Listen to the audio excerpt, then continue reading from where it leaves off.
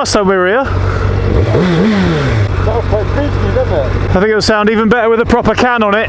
So this is it, out on the new bike. First proper ride out of the city since I bought this thing, what, Friday now? 2 days ago. The weather is, for the time of year, quite splendid. We're now in the middle of October in Northern Europe. So the fact that it's warm enough to be out and about with just a t-shirt on underneath here, it's not to be sniffed at. So to join me in the honours of the first ride, I've met up today with Bulldog Gaz there in front on his Versys 1000. We've actually met up before and I managed to cock up the video, which reminds me, I actually went out to make a new bike intro video yesterday. The weather was very much like it is today, a little bit colder, a little bit more cloudy, and forgot to take the memory card with me, so camera was empty, shooting blanks. Anyway, we're off, hopefully out to find some twisty stuff and talk about my new machine, this quite frankly beautiful Yamaha FZ1N, which is nestling sweetly between my excitedly moist thighs. I'll see you the other side of the intro.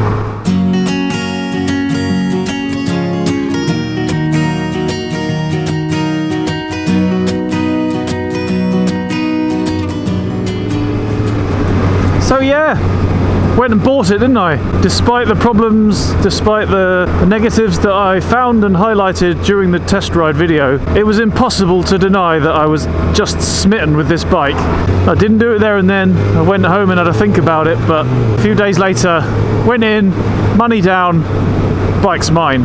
What I then did, which was a little bit stupid, was I went on holiday for 2 weeks.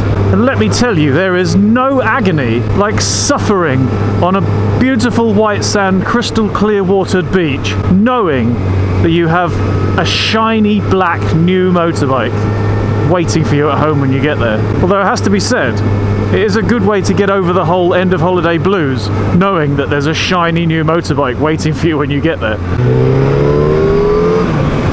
And so far, I am absolutely loving it. It's just so very smooth. Look at that. Square trees. How queer. In fact, something happened earlier on which makes me love it just a little bit more. I wish I'd had the camera on, but it was when I was on the way to meet Gaz there. I was sat at the traffic lights. Bike was purring calmly away like an Inline Four does. And some toolbox pulled up next to me in a 5-litre Mustang. I didn't think too much of it, I'm not easily goaded. But as the lights changed to green, I pulled away quite normally, maybe just the other side of spirited, but nothing over the top. And this guy absolutely nailed it. I mean, tyres screeched, engine roared, and he pulled a little bit in front of me, so I gave it a quick twist of the old right wrist, bearing in mind I was still in first gear, and he just disappeared behind me in all of his 5 litres of American muscle, destroyed by an 11-year-old stock Fazer. Love it. Oh, that snatchy throttle is a little bit sketchy when you're leaning over like that.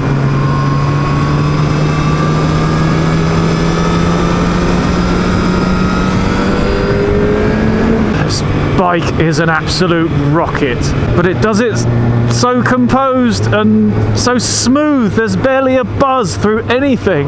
I've had more buzz through the sofa when the washing machine's been on full spin in the kitchen. But it just feels so just great. It feels great. It's so light, chuckable, and at the moment quiet enough that I can go past horses without scaring them. That's something that will be changing very soon. The sharply sighted among you will have probably realised that since the test ride video, this is where I will be missing the suspension on the Versys. And this is where Gaz will be realising he's made some kind of navigational error. It's good that somebody else does it as well. So there's our off-road section of this journey taken care of. as I was saying, since the test ride video, I've had the bike for 2 days now, and already the upgrades and the personalizations have begun. You remember way back in the mists of time when I still had the 600 Fazer, I stuck these mirrors on it and found them to be absolutely fantastic, and I really like the style of them as well, just classic, understated. So I dug those out of the cellar, smashed them on this bike. Look at that, that's a vast improvement in my eyes over those horrendous chrome abominations that were there before. Also, I dropped into Lois yesterday to the flea market, the Flohmarkt, found myself a nice Ermax fly screen, which should have been 120 euros, and I picked it up for 20 because the screws were missing. Also, I've already stuck my SW Motec tank bag on, but other than that, this bike is absolutely bone stock. There's nothing out of the ordinary, no crazy upgrades, but naturally I have plans for this bike. And when I have plans for my bike, that means more videos for you lot. Already in the short time that I've had this bike, I've got lined up ready to fit. Booster plug, naturally. After the way the booster plug changed the Versys, I'm really keen to see if it changes this snatchy fueling on this bike in the same way. We've got a Heel-Tech gear indicator. The Scott oiler will of course be coming from the Versys onto the Yamaha. So that's what it feels like to overtake with a rocket up your arse. The end can will be getting switched for a Storm GP oval, which would already be here if it weren't for a cock-up on my end with the payment for said end can, but that's on the way. I've got a little bit of an idea for a home brew project centering around velocity stacks and what they do for an engine. And I think that's going to have to be something for much later though, because that's going to be more involved. In terms of personalizations and all-out pimping, I've been talking to a company in Germany called F&F Carbon, and they make aftermarket carbon fiber panels for pretty much every bike available, and they've agreed to send me a couple of panels for this bike, so we can see how this black beauty looks with a little bit of carbon fiber pimpage. Now, an add-on which is really obvious for me, I mean maybe not obvious to everybody, but obvious to me because of what I like to do with my bike, is luggage. I posted a picture on Instagram and Twitter of this thing on the day that I decided to buy it, and several people said to me, so that's touring over there, no more touring for AndyManCam because you've bought yourself a super naked, not really made for touring, is it? Well, I've been speaking to SW Motec, the people who make this tank bag, which I'm incredibly happy with, and they've actually said that they think they've got the answer.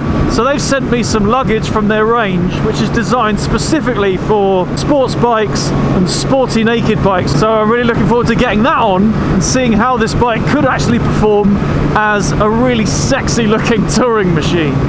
I'll also be putting the bars that were on the Versys, the black bars, onto this bike because they're almost exactly the same angle, but they're just a little bit wider, a little bit higher, to give me a bit more space in the cockpit. Because it turns out, amazingly, those handlebars already have the appropriate tooth certification for this bike. And at the same time, I'll be taking the Oxford heated grips off of the Versys and putting them onto this bike as well, because with zero wind protection, my hands will be getting a little bit chillier in the winter months. Luckily, thanks to these beasties, they're proving to remain quite toasty at the moment. Dear, what has happened here? Speaking of wind protection and lack thereof, well, whatever is happening here is happening. I'm going to put a jumper on because I'm freezing cold. Right, warmly beclothed, and with these chaps obviously realising that they're not getting that out of there. Bloody hell. How did they do that? The ride continues. Although not too fast because this road is covered in crap. This little screen is doing a surprising amount actually. It's keeping the wind down to about level with the top of the tank bag as it happens. But the question I'm sure many of you are thinking to yourselves, asking yourselves, is why, Andy? Why go for a bike like this? One that's so different to what I've had before. If many of you remember when I got the Versys, I was saying about how I wanted more low-end torque and I wanted more grunt. So why then have I stepped away from a torquey twin? To which I would say, so far I'm definitely not finding this bike under-torqued or underpowered. And as I said in the test ride video, the FZ1 at 3,500 RPM is putting out already more torque than the Versys 650 has at peak torque. Plus, when the engine revs as smoothly and as eagerly as this one does, there's no problem just dropping it down a cog and launching yourself into the power band. And when you do, whoa, crap on a stick. Other than that, I think the main reason that I've stepped back towards the Inline Four world is, although the engine on the Versys 650 is punchy and it's tractable and it's strong and it's just a fantastic engine, the vibrations, I never thought they would, but the vibrations eventually just started to kind of grind me down a bit. I found them a bit exhausting on the longer trips. I found it continually annoying that my hands would go numb, my feet would go numb, my arse would go numb. It just made the trips feel a little bit longer than they were and became quite tiring. Also, the vibrations ruined so many of my videos just because the cameras get shaken to pieces. And so I've gone for something more like this, which is buttery, cheerleader's thigh smooth throughout the rev range. I mean, look at the mirrors, they are barely even moving. And by stepping into the Litre-bike bracket, I think I've bought myself a bike here which I'm going to be very happy with for a very long time. And if not, it's tough crap because I haven't got any money left. Right then, well, I think that's enough talking about it. Let's get off and have a little look at it, shall we? So there she is, in all of her shiny black beautificatiousness. Yeah, I like it very much, very a lot. The whole black with the black on the black with more of the black very much suits me. And as I already said, this massive thing will be going. I've already got some carbon fibre action to replace these bad boys with. Carbon fender extender is on the way. But I think, all in all, this is a bike I'm going to be very happy with, and I'm very excited to be heading into a new era of Litre ownership. You are looking through the eyes of one very happy camper, ladies and gents. So, let's get on with it. Oh, would you look at that? Super Duke 1290. Looks like Lamb Chops is in town to do his new bike video as well. So yeah, AndyManCam. It's going to be the new channel name. Alright, it's not really. But we're pleased to be back on Team Yamaha. Although, sadly, this does mean that the Kawasaki, unfortunately, has got to go. I'm going to miss it. I'm going to be very sad to see it go, but there just isn't enough money in the bank to keep two bikes in the garage. So the Kawasaki is being returned to standard fettle, ready to be sold, hopefully before this sunshine disappears and the arse falls out of the market. But all of those Versys 650 owners out there, please just keep your hand away from the unsubscribe button just a little bit longer. Don't forget, there is an entire tour series in Croatia still to come on the Versys 650.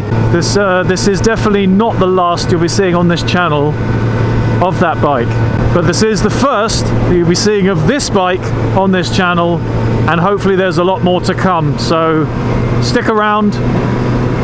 Let's see what we can do.